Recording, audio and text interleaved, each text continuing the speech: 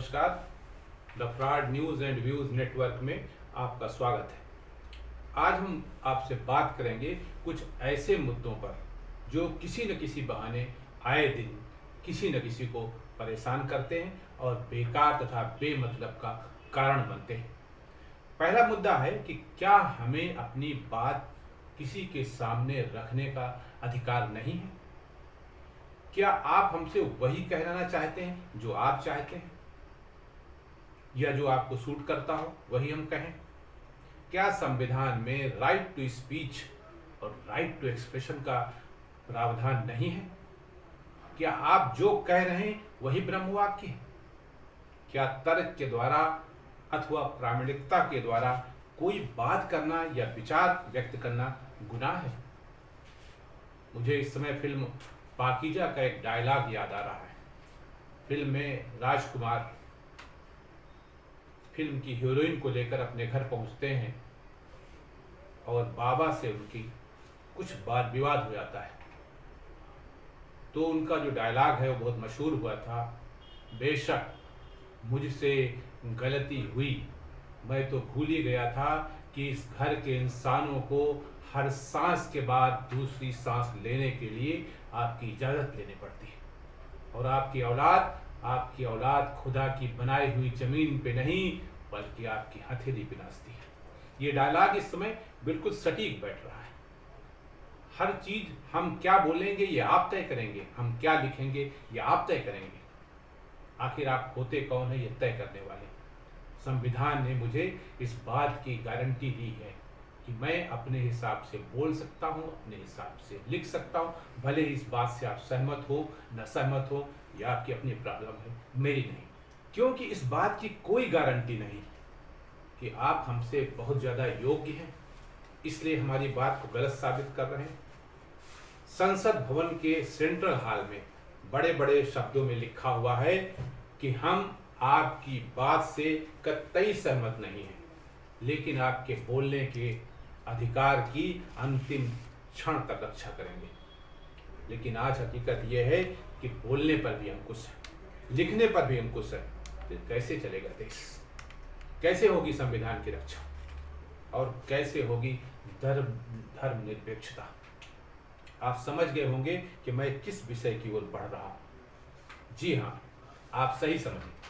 मैं उस विषय की ओर बढ़ रहा हूं जो आजकल लखनऊ विश्वविद्यालय में काफी चर्चा में है, और जिसमें नया मोड़ बुधवार को उस समय आया जब लखनऊ विश्वविद्यालय के एसोसिएट प्रोफेसर डॉक्टर रविकांत पर एमए संस्कृत के छात्र कार्तिक पांडे ने हमला कर दिया। आरोप है कि सपा छात्र सभा से जुड़े कार्तिक पांडे ने पहले प्रोफेसर के पैर छुए और फिर थप्पड़ मार दिया।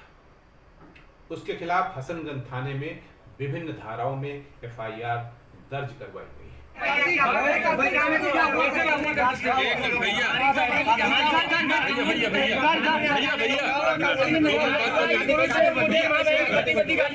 जिसको सुन करके मैं अपने आप को खो देता हूँ, दोनों के बीच हाथापाई हो जाती है।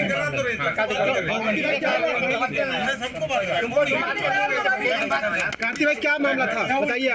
मामला ये था की बच्ची गालियाँ दे रही है। मैं सवर्ण समाज से आता हूँ, उन्होंने कहा कि तुम ब्राह्मण समाज से आते हो और मैं तुम्हें बिल्कुल नहीं देखना चाहता, और इसको चलते हमारे उनके बीच में हाथापाई हो गई। और सबसे पहले उन्होंने मेरे को ढकेला। क्या मामला है? मामला ये है कि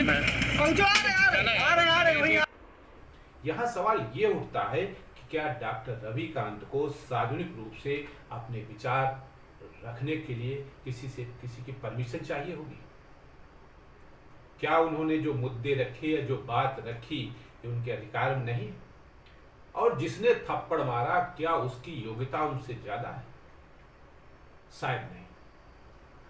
बताते चलें कि निजी चैनल पर काशी विश्वनाथ मंदिर और ज्ञानवापी मस्जिद पर डिबेट के दौरान डॉक्टर रविकांत ने कथित कोई विवादित टिप्पणी कर दी थी। एक बार मान लें कि उनका बयान तथ्यों पर नहीं तर्कों पर आधारित था, तो भी संविधान ने उनको अपनी बात रखने का मौका तो दिया ही है। उनके पास इस बात का अधिकार तो है ही है कि हम बोल सकते हैं, हम लिख सकते हैं, हम कह सकते हैं। आप कौन है रोकने वाले? भले ही आप उससे सहमत हो अथवा न सहमत हो। इस तरह की घटनाओं की पुनरावृत्ति न हो, इस पर हम सभी को गंभीरता से विचार करना चाहिए, क्योंकि विरोध के लिए विरोध करना किसी समस्या का हल नहीं है। अब हम बात करेंगे उस प्रथा की जिसमें पुरुष की मौत पर उसकी पत्नी की चूड़ियां तोड़ने, सिंदूर पोंछने तथा मंगलसूत्र उतार देने की प्रथा थी। वैसे ये प्रथा पूरे देश में नहीं है, लेकिन महाराष्ट्र राज्य के कुछ जनपदों में ये आज भी जारी थी, जिसे सरकार ने खत्म कर दिया है। इसके खात्मे की शुरुआत कोल्हापुर जिले के हिरवाड़ ग्राम से हुई और ग्राम पंचायत ने 4 मई को इस अमानवीय प्रथा को बंद करने का प्रस्ताव रखा था, जिसकी बहुत ज्यादा प्रशंसा हुई थी। वास्तव में ये प्रथा भी सती प्रथा की याद दिलाता है। बस फर्क ये है कि सती प्रथा में पुरुष की मौत होने पर उसकी विधवा को उसी चिता में बैठा दिया जाता था। कितना मानवीय करते था। और इसमें उनको, जिसको समाज सुधारक राजा राम मोहन राय ने उस कुरीत को खत्म करवाया था। अब इस अमानवीय प्रथा को समाप्त करने में अहम भूमिका निभाने वाली ग्राम पंचायत हिरवाड़ को साधुवाद दिया जाना चाहिए। अब हम बात करेंगे महंगाई के बारे में। खाद्य वस्तुओं और ईंधन के दामों में लगातार बढ़ोतरी की वजह से थोक महंगाई अप्रैल में बढ़कर 15.8% तक पहुंच गई है। ये 9 सालों का उच्चतम स्कोर है। थोक महंगाई किसी वस्तु की आपूर्ति यानी सप्लाई और लागत को मापने का जरिया है, जबकि खुदरा महंगाई वस्तु की खपत के बारे में बताती है। इतनी महंगाई होने के बावजूद हम सब खामोश मस्त हैं, कोई कुछ नहीं बोल रहा है। सरकार की तो बल्ले बल्ले है और विपक्ष के मुंह में दही जमा हुआ है। हालत ये है कि हम गैस की कीमत, पेट्रोल की कीमत और टमाटर की कीमत पर बात करने के बजाय फाउंटेन यानी फव्वारे पर बात कर रहे हैं और उसे देश की एकता, अखंडता तथा धार्मिक कट्टरता का प्रतिबिंब मान रहे हैं। क्या गजब की सोच है। धर्मनिरपेक्षता की बात करने वाले राजनीतिक दलों को भी समझ में नहीं आ रहा है कि वे उसे फव्वारा कह के संबोधित करें या शिवलिंग कहें। जानते हैं कि वो क्यों नहीं बोल रहे हैं, क्यों चुप्पी साधे हुए हैं, क्यों उनके मुंह में दही जमा हुआ है? क्योंकि वे डर रहे हैं कि बोले तो किसके पक्ष में बोले। पता नहीं कौन किस तरह की परिभाषा गढ़ दे और उन्हें धर्म का विरोधी बता दे।